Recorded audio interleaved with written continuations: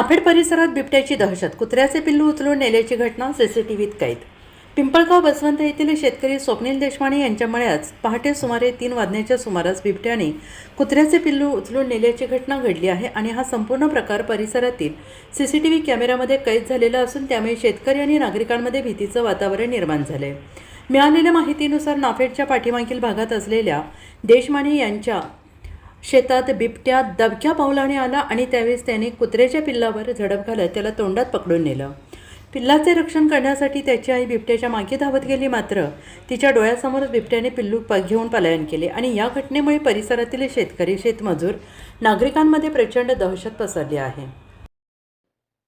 तर साधारण 1:30 वाजेच्या सुमारास आमचे माणसे बाहेर झोपलेले असताना रात्री तर बिबट्या हा दबक्या पावलांनी येऊन मळ्यावर हल्ला करून कुत्र्याला घेऊन गेला. भीतीचे वातावरण पसरलेले आहे व आम्ही पण फार घाबरलेलो आहोत.